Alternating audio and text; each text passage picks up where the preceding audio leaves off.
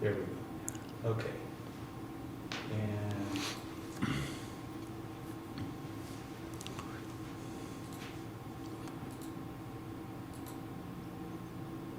Activate your voice! Welcome to Activate Live. Live No, from the computer and Maryland. telephone This is Activate Live. I'm Dwayne Adams, communications representative here at the Machine Training headquarters in Upper Marlboro, Maryland. Tanya is on assignment this week, but I'm sure she's watching. We have a great show for you today with the Transportation Communications International Union, also known as TCUIAM. But first, let's share some big news for 4,200 machinists out there. After a grueling 3 months of both non-economic and economic negotiations, the hard work of the IAM Lockheed Martin negotiating team paid off in a contract fully recommended by the committee. So happy for everybody with the committee. The agreement covers more than 4,200 machinists in a variety of locations. So again, congratulations to the committees for putting in the hard work. And as always, you can join the conversation on Facebook and Twitter. And you see the graphic up on the screen. But now let's get to why we're here today. The Transportation Communications International of TCUIAM is a large part of the IAM, representing thousands of members. And joining us now is Executive Director Steve Wilhelm. Steve, how are you? Welcome to the show. Good, great to be here. Thanks. Yeah, we're finally glad you could come in and see the studio and see everything we have going on, and welcome to the live show. Thank you. So when we talk about TCU, what is TCU and where's the history? And talk about the history of TCU and IAM. Well, really like the IAM and most other unions, we have a rich and cultural history. We were first formed in 1899. Okay. Back then we were known as the Order of Railroad Clerks of America. And just really about a decade after the IAM, I think. I think the IAM was around 1888. And we came in about 1899. And a lot of unions were formed around then. If you remember any of the history, your union history, the late 1800s was a really tumultuous time in our country. And unions really began to form because the workers were working an average of 10 hours a day for about 25 cents an hour. And around that time period, they finally got fed up, they'd had it, and labor unions started forming. So many, in fact, that right around 1865 or so, I think the AFL was formed. So just really unions were forming right around then, and of course the union we call today TCU was one of them. Okay. Fast forward into the 1920s, Okay. Labor starts to find its footing. Disputes right out of the gate, you know, unions start fighting for fair compensation, fair wages, working conditions, and things like time and a half for overtime. And there's so many disputes now, Congress finally starts to get involved. They recognize that the labor movement is alive and well, it's found its footing, and things like the Norris-LaGuardia Act, the Railway Labor Act, all of these things start coming out of Congress. So the early 20s was really good for the labor movement. But as we all know, the late 20s, 1929, really saw us get clobbered with the Great Depression. So So we need those 1920s back. absolutely, early 20s, yeah, the roaring 20s, right? Yeah, absolutely. So, But you move forward from there, then, in the 30s we start to recover. But really it wasn't until about the 40s when we really started to get our numbers back up to where they need to be. That's when, like, the Brotherhood of Sleeping Car Porters, that was their kind of their moment, their peak was in the 40s. And then again in the 50s and the 60s, the tide starts to turn again. You start seeing some anti-labor acts come through Congress, the Landrum-Griffin Act, and you start to see unions go through things like recession layoffs and things like that, which took us into the 70s and 80s, where you run into things like Reaganomics, and that really forced unions to start consolidating to remain financially viable. And this is really where what we call TCU, or as our national president Bob Scarletti says, we're a union of unions. And this is really where this starts to come into fruition, because it's around this time period when the Brotherhood of Sleeping Car Porters joined our ranks. Even with their rich cultural history, it just one of those things that to remain financially viable, we had to start combining our resources. And it wasn't long after that our supervisors division came in. Okay. Followed by our yard masters, and not too long after that, the Brotherhood of Railway Carmen, where I originally started and came from, joined the ranks. And in fact, we had so many unions starting to merge under this umbrella that at the convention in 1987, the delegates said, okay, we got to figure this out. We've got to come up with some kind of a name that represents our diversity here. And TCU was born. I had somebody ask me this today, the communications part in TCU. Where did that come from? Did it come out of this meeting? No, well, partially, but we Okay. actually had some other unions join in that I probably didn't mention, but like the Okay. telegraph. Oh, operators okay. were- Yeah, the telegraphers, and they were part of the communications union to start with. So when you get the transportation portion with our freight brothers and sisters and all of our Amtrak and commuter rail, and you combine that with a lot of the clerks and telegraphers, then you get into transportation and communications part. Nice, rich history. Yeah, and then you fast forward into 2005, we start merging with the IAM, which became effective fully in 2012, and today we are TCU IAM. Wow, wait, this is great, rich history, definitely. It is indeed. Yeah, and speaking of that, you talked about 1920s, 1930s. What are some of the major issues nowadays that you're dealing with? Well, we actually have a number of issues that we deal Okay. with on a number of different fronts, but predominantly we deal in national negotiations, of course, which we just settled our national freight agreement. And Congratulations. today, yeah, thank you. Yes. Today we announced that we settled and the members ratified by an overwhelming margin our Amtrak agreement. Oh, So things are really another looking well. congratulations. Yeah, things are really looking well there for us. It was a hard-fought battle, but the contracts look good. They were fully endorsed by the national president, of course, and the members ratified them. In fact, the Amtrak agreement, I think, was around 97%, so just Wow. huge numbers. That really shows the member support. Wow, that's amazing. Again, as you look at this, you mentioned Amtrak, you mentioned the National Freight Agreement. What type of training do you provide for members around the country? We actually do a lot of different training on a number of different fronts. Okay. We have our training services department, which houses Job Corps, which probably everybody's heard of. And throughout the country, we have different Job Corps centers.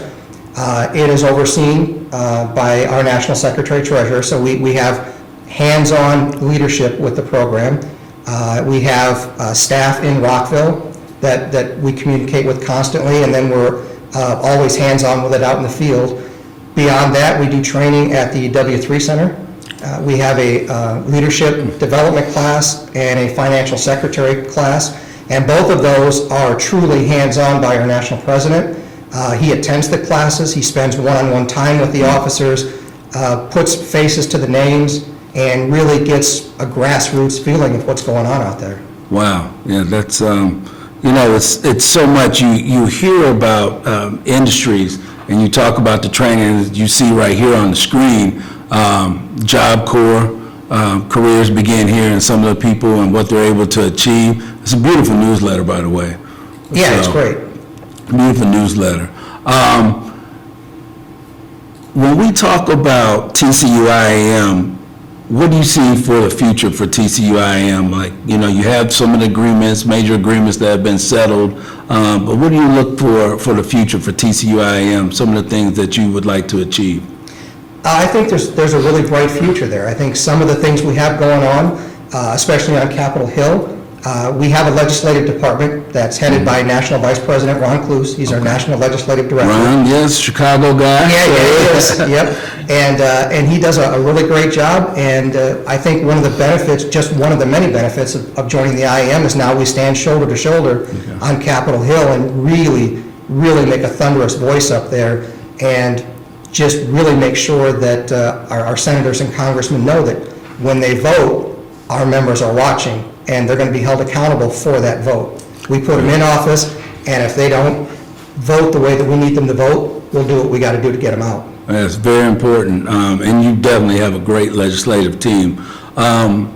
You, as executive director, talk more about your role. Like, what's a day for Steve look like as executive director? Oh, man. I don't know if I've known a typical day since 2012, but I relate my job kind of a little bit like, you ever see this show Pawn Stars? So I have. Yeah, okay. Yes. So in the beginning of the show, one of the things he says is you never know what's going to come through the door. Okay. And that's pretty much my job every day. Every time the phone rings, I never know who's going to be on the other end.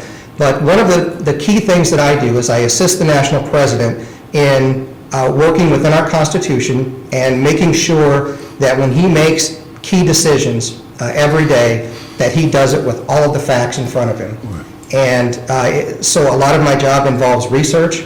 I oversee all of our local lodge elections. We have 162 local lodges. Wow. And so every year we have local lodge elections, and I oversee those and make sure that they're done in accordance with not only Department of Labor regulations, but our Constitution as well. I deal with internal disputes, much like my counterpart here, Andy Buffenbarger, Okay. buddy Andy. Okay. And so I work with him quite a bit. And I also work with Owen, and I act as Bob Scarletti's, or the national president's chief of staff within the IAM. Oh, it's great. Yeah, a lot going on. A lot of balls up in the air. A lot of balls up in the air, but we're definitely glad to have you on board as executive director and making sure everything's running smoothly. So It's a fun job. It really is. and we talked a lot about history, and I want to ask you just a question. Who is your labor union hero? I would honestly have to say that my hero would be my dad. Wow. He was the first person who ever taught me at a really young age what it means to be in a union. He was a UAW worker, and he never ran for office, and he wasn't like an international officer, but he attended the meetings, and he voted, and he made his voice heard, and he was really the first person to teach me that labor truly is the only thing that stands between the genuine middle class and poverty. Bob Scarletti would go on to say that, labor is the last line of defense for the American worker, and that's very true. So true. And that just echoes what my dad taught me a long time ago. Wow, that's heartwarming. So definitely thank you for sharing that. Absolutely. So again, thank you for coming on Activate Live. We appreciate everything going on and giving us the history of TCUIAM, and we're happy to have TCU a part of the IAM family, definitely. Yeah, we're happy to be here. And let me just touch real quick on our convention we got coming up. We've got actually a few current events, but probably the highlight of 2018 is going to be our convention, which is going to be held in July in Las Vegas. It's on the screen for everybody to look at. That's a nice logo, by the way, too. It is a good logo, yeah. So our convention, we do delegate elections for our leadership, and so the convention really is a big deal for us because it's where our delegates assemble and not only elect our leadership, but they really set the course of our union for the next term of office. So it's a really big deal for us. So when you talk about the delegates coming in for the convention, like what are some of the different areas where they come in from? Just all over? Literally nationwide. Nationwide. Sure. Yeah, from all the different crafts and all the different unions that merged into us are all represented. They all come together in one area and figure out what we're going to do for the next term of office. Oh, this is great. Yeah, again, glad you're here. Glad you came on Activate Live, and we have viewers out there who are very interested in knowing the history. I'm so glad that we were able to share that with them today. Yeah, glad to be here. And let me just finish, if I could. Yes. We have one highlight that's kind of going on, well, we have a few going on in Capitol Hill, but we were talking about our legislative department. And so obviously we're very concerned about the Janus case, as the IAM is, and I know you had Mark Schneider on, and he was talking about that. But there is another issue that affects tens of thousands of not only our members, but IAM members as well. And that is funding for the Railroad Retirement Board. And a lot of people may or may not know this, but the Railroad Retirement Board is actually operating on an incredibly limited budget, so much to the point that Their computer systems are still an old COBOL system, which is an absolute dinosaur. I heard that word once before. Yeah, in high school. Right, it's a dinosaur. I think it was a class. And it's so labor intensive that things that we take for granted today, just like changing your password or requesting things, you can't really do that through the Railroad Retirement Board website. You have to send in a request, and then they mail you a hard copy, and there's all this back and forth. And so it's expensive, it's labor intensive, to the point where a lot of people often call me and they'll ask, well, why is my local Railroad Retirement Board office, it's only open 2 or 3 days a week? Well, it's because those workers have to do all of this other stuff that a modern computer-based system could help them do. So there is funding in there, it's wrapped up in the budget, but we're talking like $40 million, which on the scheme of these multi-billion-dollar other agendas that they have out there, it's really just a needle in a haystack. But again, with the IAM and TCU standing shoulder to shoulder up there, we really want to make sure that that funding gets out there. And again, I think it affects TCU and IAM both. And since you touched on a legislative issue before we do complete this interview, can we talk about Amtrak? We always hear about the infrastructure bill, and we always hear about what's going on with the rail system. Where do we stand with Amtrak and the whole fight against privatization of it all? Like, what's going on?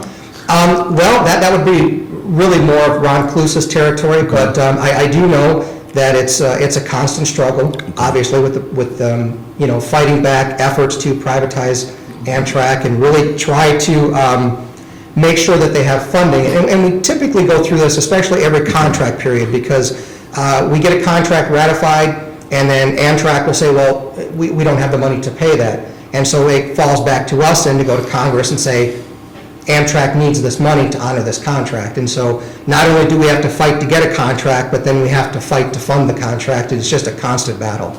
Well, yeah, no, well, again, we're glad you're out there fighting for. I know former Vice President Joe Biden is happy that absolutely we have advocates fighting for Amtrak, definitely. So, again, Steve, thanks for coming on. I appreciate it. Glad to be here. All right.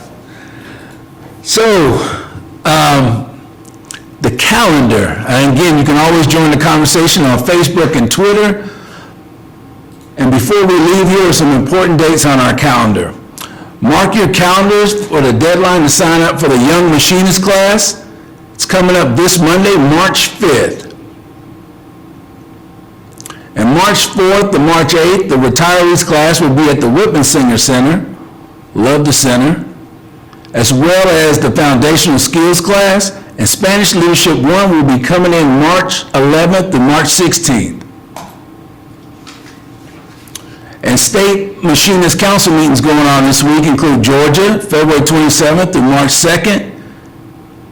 And February 27th to March 1st is Illinois. And Washington State is March 5th to March 7th.